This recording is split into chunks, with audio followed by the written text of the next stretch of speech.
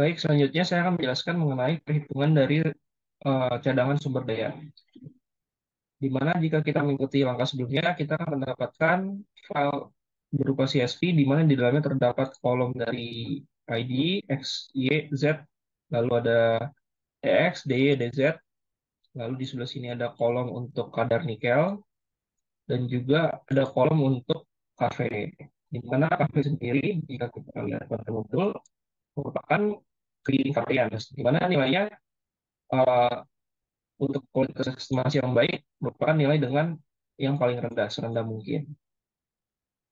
Dan untuk sumber daya sendiri itu terbagi menjadi tiga. Ada sumber daya dengan nilai KV lebih dari 0,25, lalu ada sumber daya terunjuk dengan nilai KV di antara 0,17 hingga 0,25, dan ada sumber daya terukur dengan nilai KV di bawah 0,17.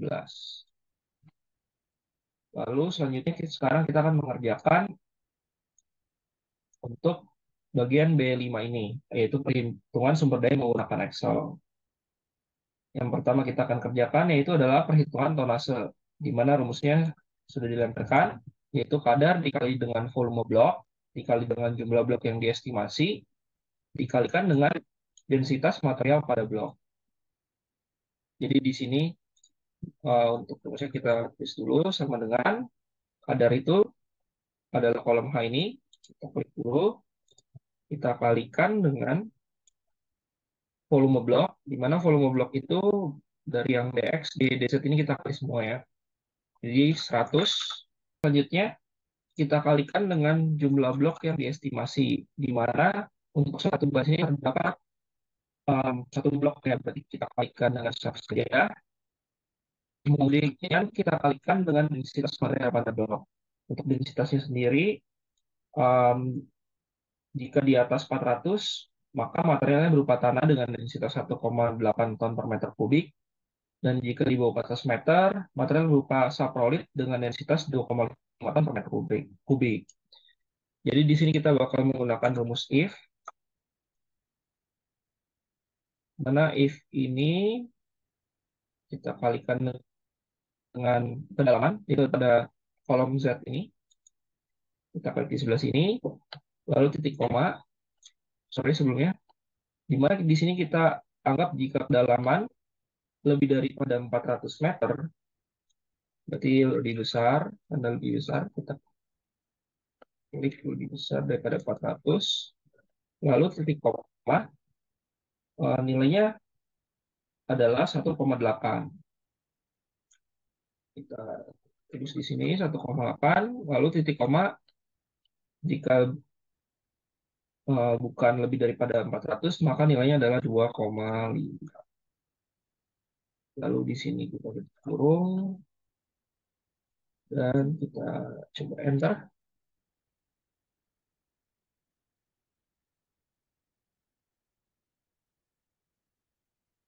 Oke, ini mungkin karena di bagian sebelah sini belum ada nilainya, kita coba slide ke bawah dulu. Nah, jadi karena yang tadi di sebelah sini nilai nikel dan Kv tidak ada, maka di sini nggak memunculkan hasilnya. Namun jika ada nilai Kv dan kadar nikelnya, maka akan muncul besaran tonasenya. Nah, ini akan muncul hingga ke bawah, lalu tinggal kita totalkan saja untuk tonasenya. Saya full screen dulu ya.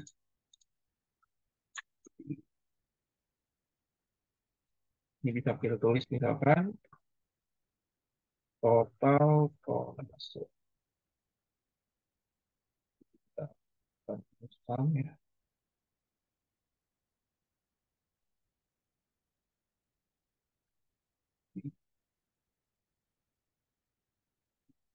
Ini hingga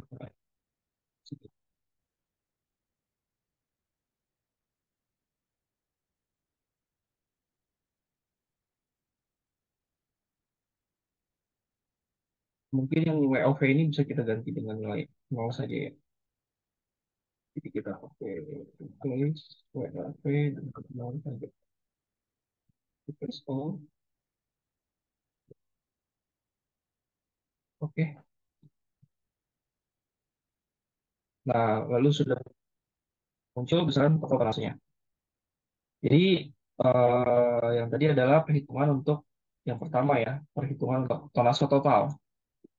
Lalu untuk selanjutnya sendiri itu merupakan tonase untuk daya sumber daya terukur dan juga ada tonase untuk sumber daya tertunjuk, lalu ada tonase sumber daya terukur. Nah, seperti yang sebelumnya sudah saya jelaskan untuk pembagian dari jenis sumber daya ini kategorinya berdasarkan nilai KV. Ya, di sebelah sini. Di mana di sini akan saya contohkan salah satunya saja ya.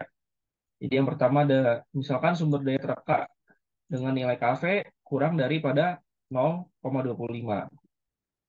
Jadi ntar kita tinggal di short aja ini untuk nilai KV-nya ini dari nilai terendah hingga nilai terbesar. Lalu ini expand selection-nya kita pilih lalu klik short ini. Nah, di sini sudah difilter dari nilai terkecil hingga terbesar untuk nilai KV-nya. Lalu misalkan kita ingin mengerjakan yang pertama dulu nih untuk sumber daya terukur. Di mana untuk sumber daya terukur tadi dinilai KV dari kurang dari 0,17. Berarti yang ini yang pertama sehingga 0,17. Kita cari aja ya di sini find 0,17. Oke, berarti kurang lebih kan karena kurang dari 0,17 kita pakai yang di sebelah sini ya. Kita pakai yang di sini dulu sampai yang ke paling atas sini. Kita sampai sini. Oke, berarti untuk dari data yang tadi yang kita blok ini itu merupakan data dari sumber daya terukur tadi ya. Ya, sumber daya terukur. Jadi untuk data ini kita bisa kopas saja ke spreadsheet baru. Jadi ntar ini dibuat ke daya terukur, tertunjuk sama terka. Jadi di sini kita coba kopas dulu tadi sebentar.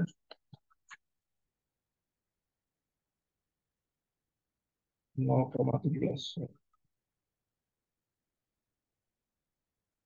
Oke, ini yang 0,17 di sini sampai ke atasnya ya.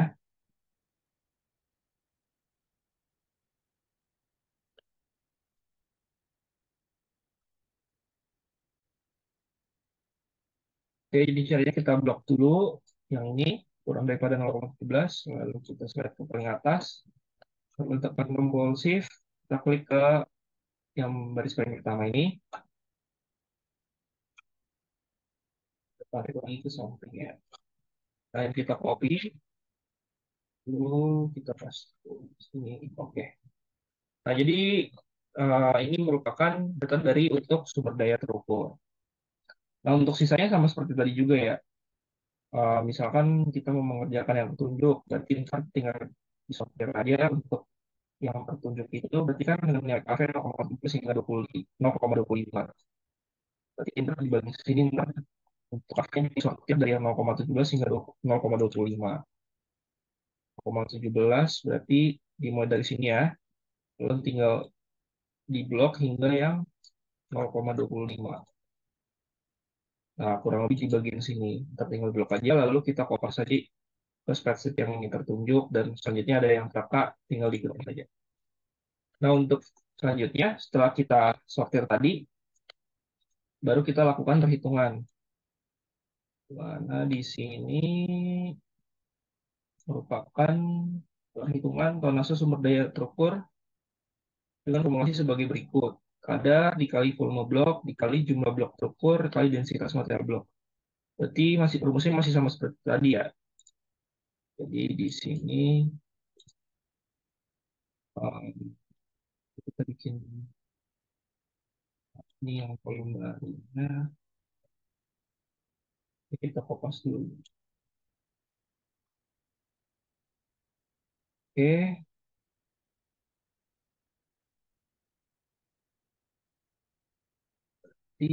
oke.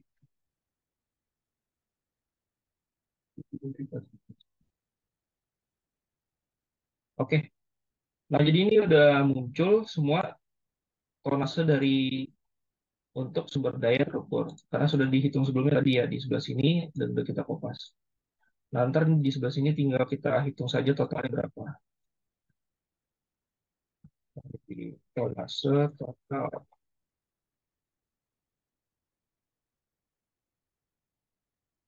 Ini kita pakai rujukan.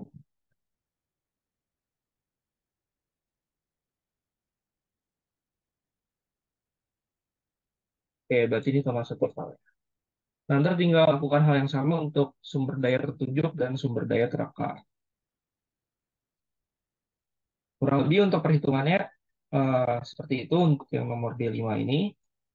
Lalu untuk tugasnya sendiri, kalian diperlukan untuk mengisi data dari kolom ini ya. Dan juga beberapa soal seperti jelaskan metode dan lain-lainnya. Lalu untuk pada kolom tabel ini, sebenarnya masih sama seperti tadi ya. Di sini ada soil zone, subsolid zone itu dari yang penjelasan tadi ya. Kalau misalkan eh, kedalaman itu lebih daripada 400 meter, dia merupakan soil zone. Di mana kedalaman itu bisa dilihat dari kolom Z ini ya. Jadi ini maksudnya 248 meter dan seterusnya. Nah, kalau misalkan dia kurang dari 400 meter, berarti ini maksudnya adalah saprolit ya. Karena kan kurang daripada 400 meter itu merupakan saprolit. Nah, ntar jadi kalian tinggal dimasukin aja nilainya. Misalkan kalau yang soil zone di sumber daya terukur, itu totalnya berapa? Nah, ini tonasenya kan udah ada. Ntar tinggal kalian masukin aja nih totalnya. Kalau misalkan yang soil zone kan kurang, sorry, yang saprolit zone kan kurang dari 400. Tinggal kalian masukin aja totalnya berapa. Karena ini kan di sini kan itu bisa sortir lagi ya berdasarkan kedalaman ya, misalkan dari terendah hingga tertinggi. Nah, ini kan udah disortir, berarti dari yang baris paling awal ini sampai kemana nih? Sampai 400, coba kita cari 400.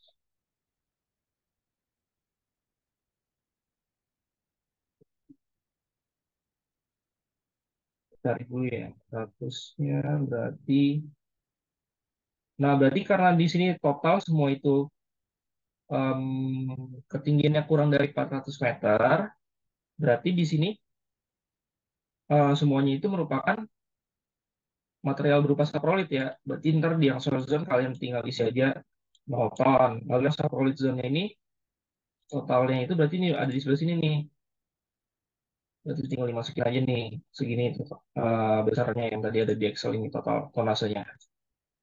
Lalu ntar tinggal ditotalin aja untuk yang soil zone sama yang saprolit zone ini total taruh di sebelah sini. Nah itu untuk yang tonase ya sumber daya terukur untuk tonase. Nah untuk eh, average grade-nya itu berapa untuk kadar rata-rata. Nah, itu ada perhitungannya lagi.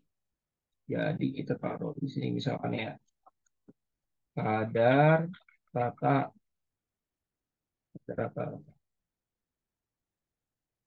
Nah, untuk rumusnya itu ada di sini, kadar rata-rata atau average grade dapat dihitung dengan rumus sigma kadar dibagi dengan sigma blok. Nah, sigma kadar ini maksudnya total jumlah kadar, sedangkan sigma blok itu total bloknya ada berapa. Nah, jadi di sini sigma kadarnya itu seperti yang tadi sudah disebutkan sebelumnya ya, ada di sebelah sini ya untuk yang kadar itu sebenarnya tinggal di sama aja ya kalau berapa. Tapi kalau misalkan dari aplikasinya sebenarnya juga udah ada sih apa namanya.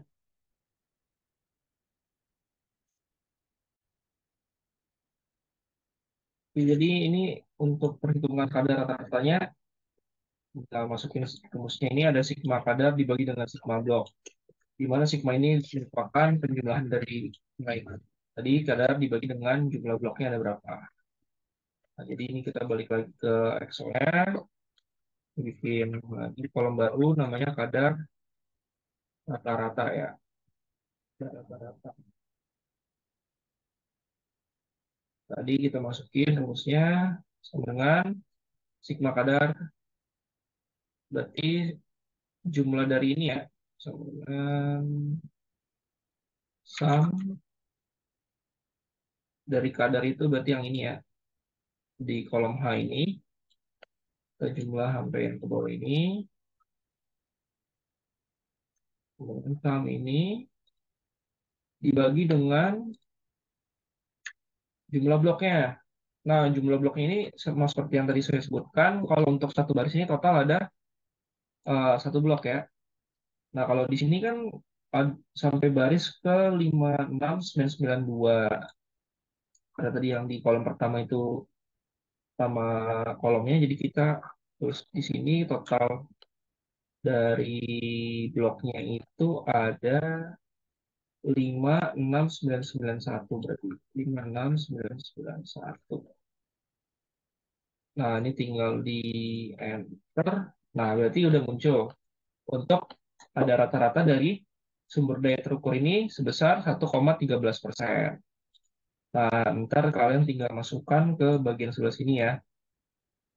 Karena yang di sumber daya terukur ini tadi semuanya adalah dalamannya kurang dari 400 meter, berarti dia akan masuk ke saprolite zone. Berarti average grade terukur dari saprolite zone-nya yang tadi ini, yang 1,13. Gitu sih. Ntar ini tinggal di total aja, ntar muncul untuk besaran average grade-nya. Lalu lakukan hal yang sama ke sumber daya lain, ada sumber daya tertunjuk dan sumber daya terangkat. Setelah tiga-tiga sumber daya ini udah dihitung, baru bisa kita lanjut ke sebelah sini. Untuk sumber daya total dari soil zone-nya berapa? Kita tinggal di total dari sebelah sini aja ya, yang soil zone. Sumber dayanya di total taruh sini, saprolite zone juga total taruh sini. Untuk average grade-nya juga tinggal di rata-ratakan saja di sebelah sini dan sebelah sini. Dan kurang lebih seperti itu untuk perhitungan dari resource estimation pada praktikum kali ini. Biasanya kalian hanya perlu menjelaskan metode yang dipergunakan dan menentukan hasil estimasi seperti source option, variogram, dan lain-lainnya. Baik, kurang lebihnya seperti itu. Mohon maaf bila ada salah kata. Terima kasih.